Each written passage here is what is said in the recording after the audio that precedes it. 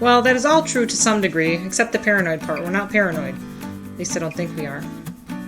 Hi everybody, welcome back to Bustling Home. You might wonder why we chose to homestead. Why would we want to grow our own food when we can just go to the grocery store 15 minutes away and buy it? Are we really that much of a glutton for punishment? Aren't we already busy with 6 kids under 6? We're not one of those paranoid preppers, are we? Well, that is all true to some degree, except the paranoid part. We're not paranoid. At least I don't think we are. We're kind of heading in the prepper direction, but not out of paranoia. Jeff and I are very much utilitarian. So if it doesn't serve a purpose, we're not going to do it. We have a few main reasons that we are choosing to homestead. One is we can grow higher quality food than we can afford to buy at the store. Sure, we can go to Sam's Club and we can get pork loin for $1.58 a pound if we buy it by the case, and we can go to Walmart and get eggs for maybe $1 a dozen or less. But if we grow it, it might cost a little bit more, it might be comparable, we're not sure yet. It's going to be much better quality because what we are buying at Sam's Club and at Walmart is the cheapest stuff that we can get. These are the mass production eggs. They're not free range, they're not any sort of organic, which we'll get into the organic thing later. We're not into that either.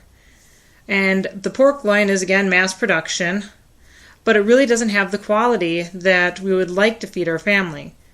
If we get higher quality, it's going to take our entire paycheck to feed 8 people that way.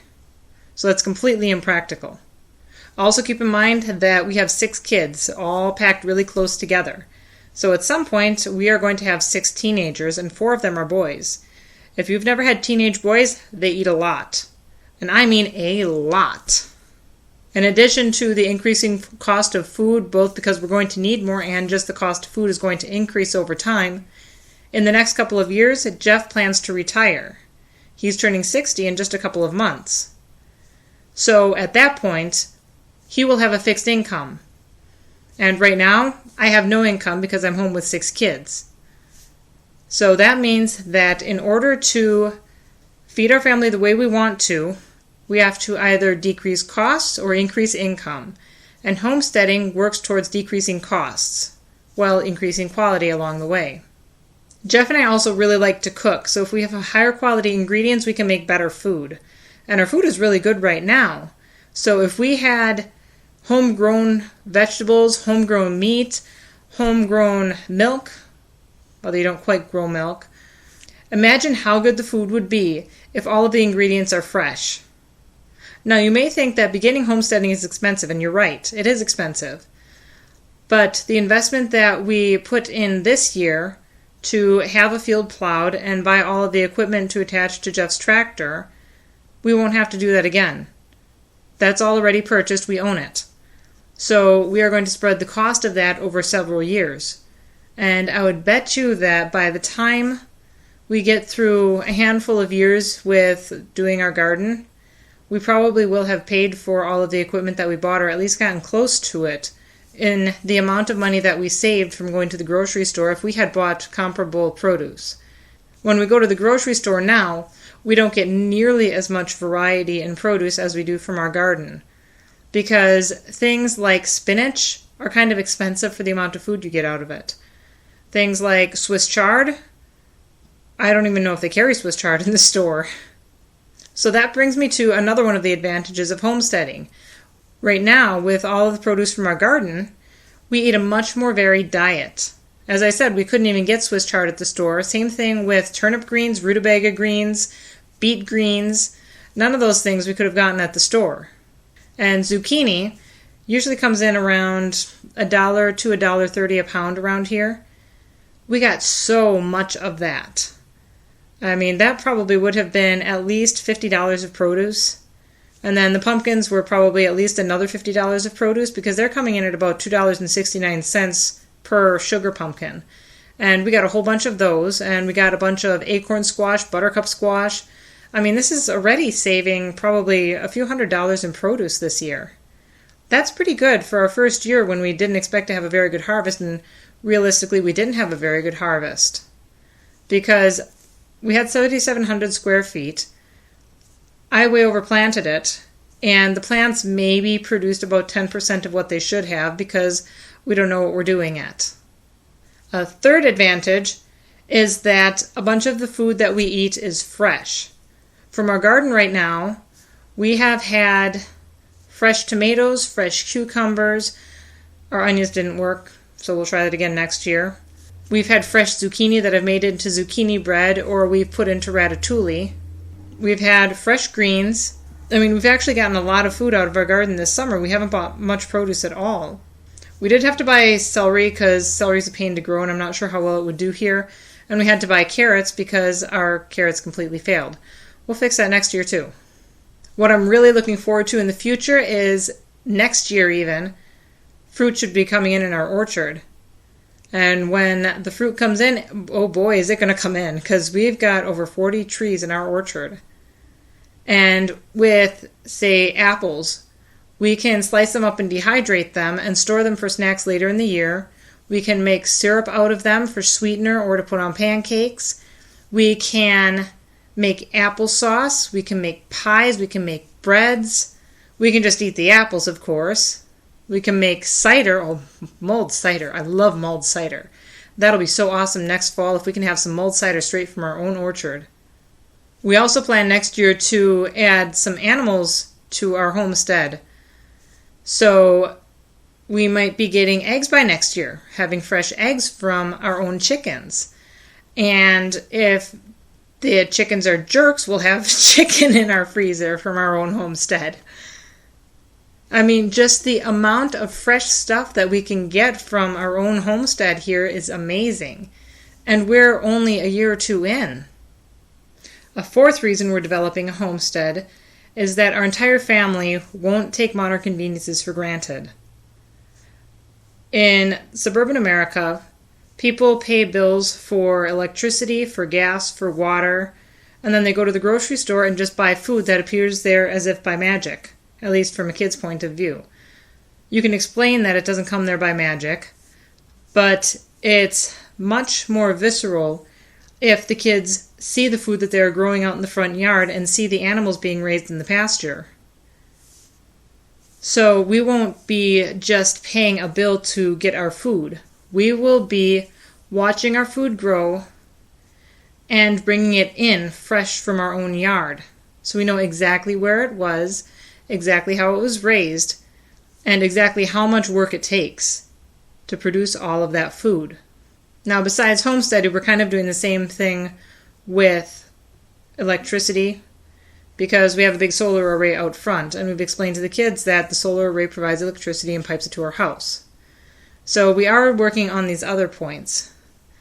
But besides our mortgage, our food bill is probably the highest bill we have. So that is where we can make the biggest contribution to our own budget by putting in some work. In this way, we hope to convey to our kids that the reason we pay money for things is because we are paying for somebody else's work and somebody else's space. Related to that, we hope to use our homestead to instill a sense of responsibility and reward for hard work.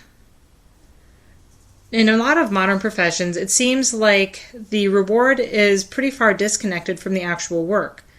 When I was working in research, I would spend all day writing programs and doing research and crunching numbers, all to produce a bunch of data that would then go into an academic paper that contributed some minuscule amount to atmospheric sciences understanding and would have virtually no impact on anyone. I really struggled with that because it just seemed like my entire day was spent doing something that didn't benefit anyone. Why bother if it's not useful? On our homestead, I go out to the garden and spend a couple of hours working, maybe a few times a week, and we actually get food. I get to feed my family from this.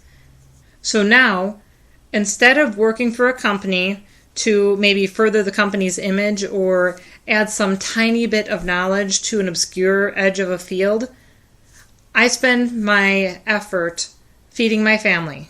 That's very tangible and very rewarding. And it has a very obvious purpose and obvious benefit to people that I care about. Not to mention, when I was working full time, I wasn't even home enough to take care of preparing fresh food.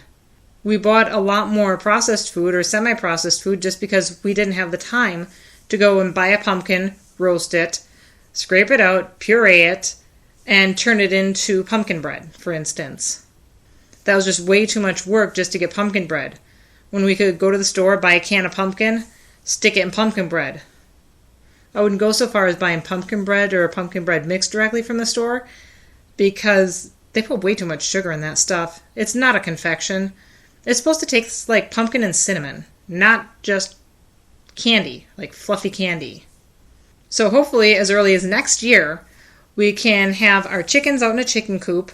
We feed and water the chickens every day, and then every day we can go out and collect our own eggs and cook those up for breakfast. That way I think it'll work better for the kids in that we feed and water the chickens every day and we get eggs every day. So there's a very obvious and very immediate connection between the work and the reward. The garden, it's a little bit harder to convey that to small children because we work for weeks or even months before we get the produce from the garden. Part of homesteading also plays into our homeschooling, in that we will learn more about the natural world simply by having the homestead.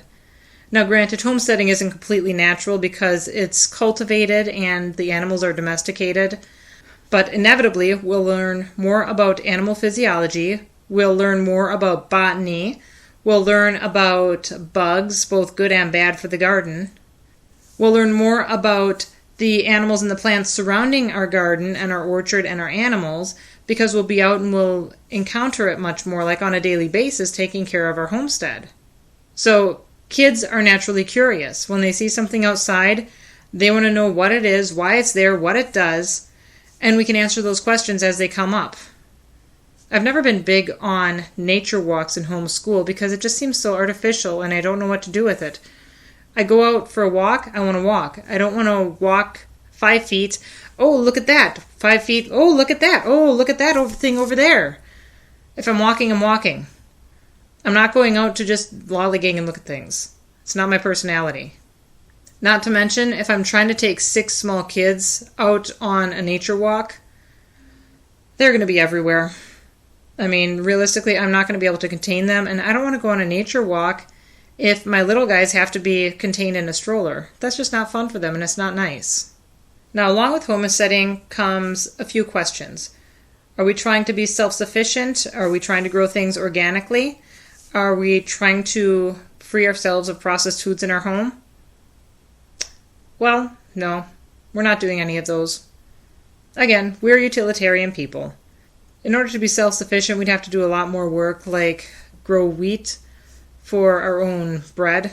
And wheat takes a lot of processing to actually get the food out of the grass. At this point, we have no plans to do that. If we're going to grow any sort of starches, it'd be something easier like potatoes, or maybe beans. Not to mention, as far as grains go, we can acquire them pretty cheaply and in bulk. It's really not worth it to us to do all the work to grow grains when we can get them so cheaply. We're certainly not going to try to grow everything organically. As far as Jeff and I are concerned, we don't think that organic food has any nutritional benefit or any moral benefit for that matter, as long as a non-organic homestead is run responsibly. Even if we don't grow everything organically, we're still better off than getting the general food from the store or possibly even the organic food from the store, because if we grow the food, we know what's been applied to it. We know what's in the soil. We know exactly what it's been exposed to before we eat it. That's a lot better than any store can provide, whether or not the food is organic. Since we'll know exactly what our food has been exposed to, we can much more accurately assess its safety. As far as processed foods, I don't think we'll ever get away from processed foods completely. I mean, we don't like them much to start with. We like to start with ingredients and cook things because when we cook, the food just tastes better. It's better than all the processed crap we can get in the store.